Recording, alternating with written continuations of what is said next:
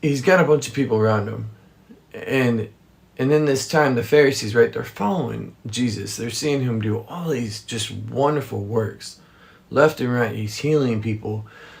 I tell this to my boys all the time. You know who saw Jesus do more miracles than maybe even his disciples? His disciples probably saw more, but the Pharisees. They witnessed Lazarus coming from the dead. They witnessed a man who was blind and now he could see. They witnessed a man who was crippled, who was paralyzed, and then he walked.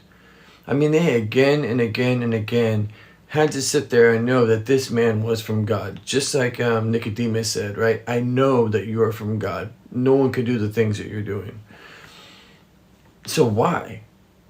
Why did the Pharisees over and over and over and over again miss the mark? And it's right here in this context. It's right here in this passage.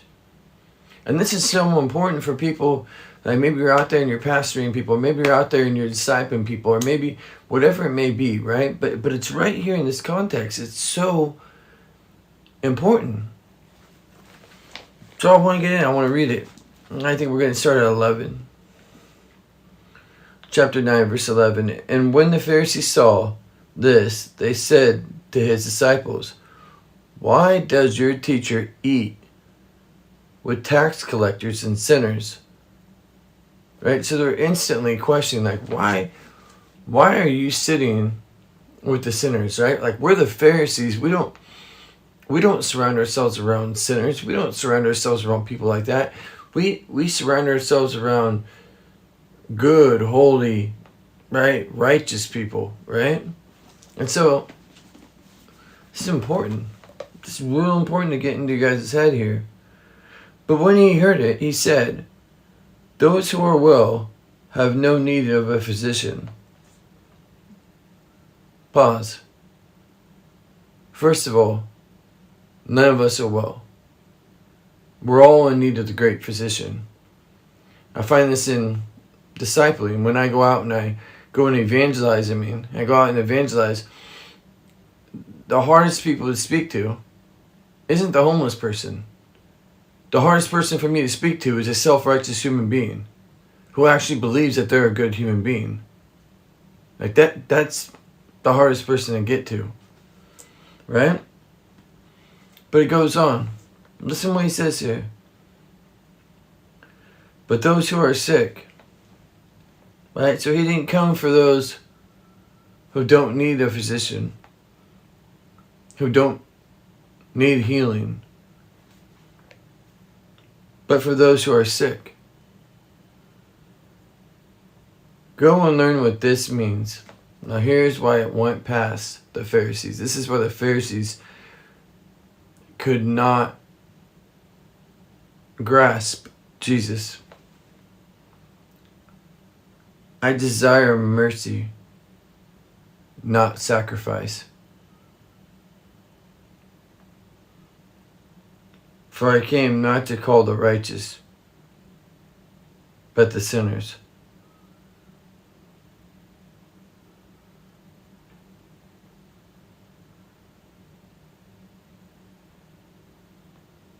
I'm going to reread that. I desire mercy. So you have all these not sacrifice. So you see, you have all these Pharisees that are saying, well, we're doing all these things.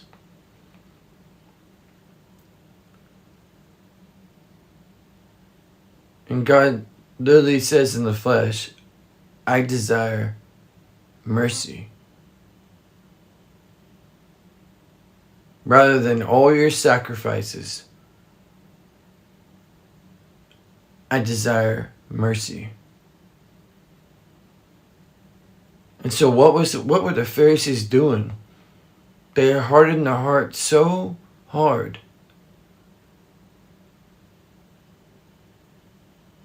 that they forgot one of the greatest attributes of God. Mercy. Mercy.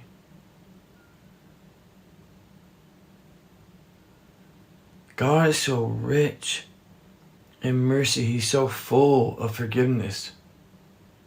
He's so full of grace. Why do you think this world hasn't been consumed in him? Because he desires for you to be saved. He desires that you should all not perish. He desires that you would come to him. Jesus said, if you would only have come to me. He's talking to Jerusalem. If they had only come to me like a hen to her chicks, I would have gathered you. He would have protected them. But you would not come. Oh, Jerusalem, Jerusalem, but you would not come.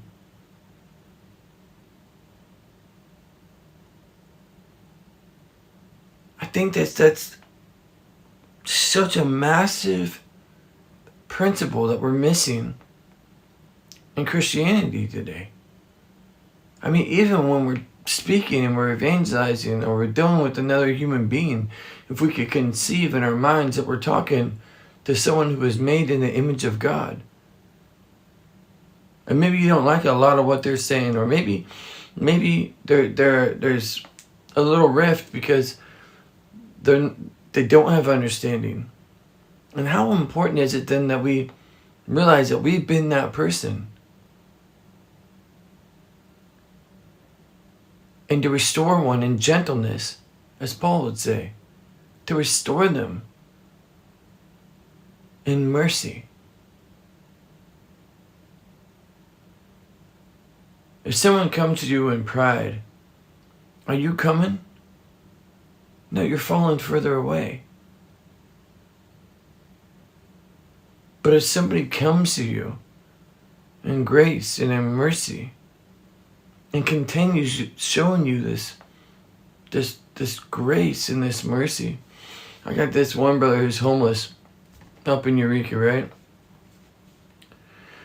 He just thought I had it figured out. He has no clue how I don't.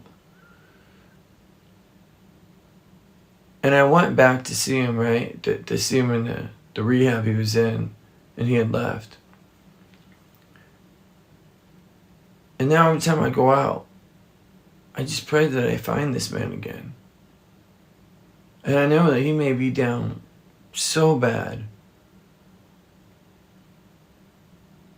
And I can't wait to just show him that mercy and that grace. And to help him to understand that we've all been him. We've all backslid, we've all fallen short, we've all failed. And to let him know that God wants to restore him.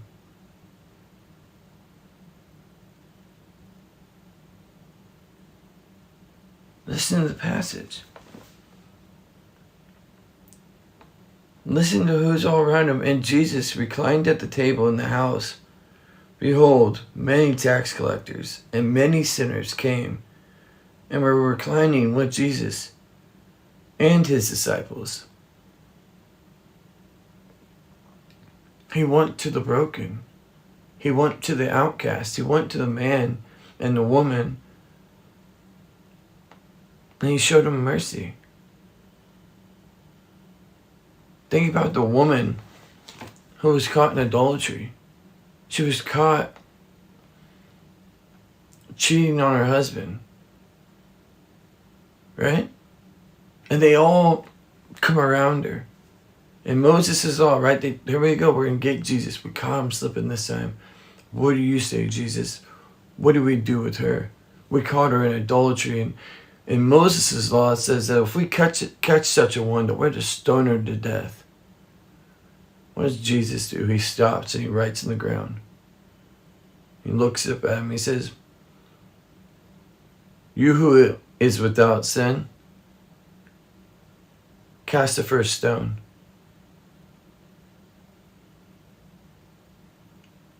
Right? This is God of the universe, the God that created the whole world. And he looks at her. He says, "Where are your accusers? Is there anyone who accuses you, woman?" He says, "No." He says, "And I don't either. Go and sin no more."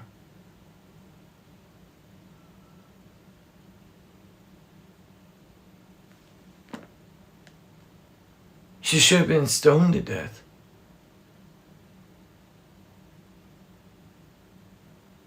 And God shows her mercy. So many of us are missing the mark with this. So many of us just want to get in that great argument. So many of us just want to, I really got them, right? I really gave it to them. Yeah. And that's not it. I'd go as far as that's the wrong spirit.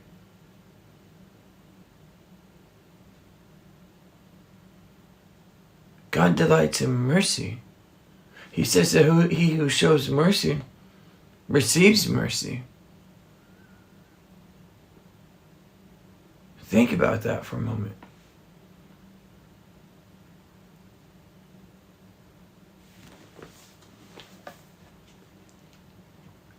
I think this is something that we all need to meditate on. And we all need to check our own hearts and ask ourselves, what is our intent? What's our heart? Is it to see people condemned? Is it to condemn even yourself? Or is it to give mercy? Is it to be graceful? Is it to be loving and kind? To be merciful?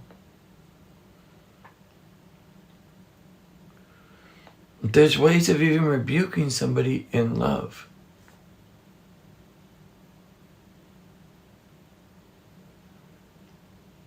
And I think that that's something that we need to understand.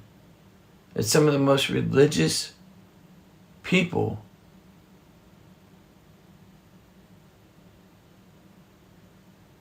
they missed the mark. Because they had no soul. They had no grace. They had no mercy.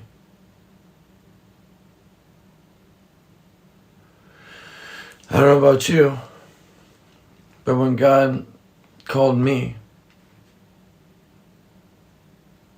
He showed me a lot of mercy. And He's still just overflowing me with His mercy and His grace. And so I hope that this message really helps some of you guys out there today to realize that we're to be the light of the world. Jesus says if we lose our salt, what good will we be? But to be thrown under and stomped on when a salt has lost its taste. Don't lose your love. Don't lose your mercy. Don't lose your grace. Don't grow a hardened heart. And I'm talking to myself right now. Don't grow a hardened heart. Grow in grace. Grow in mercy. Right, y'all, man. I hope it was helpful. God bless you guys. I'm off to bed. Peace.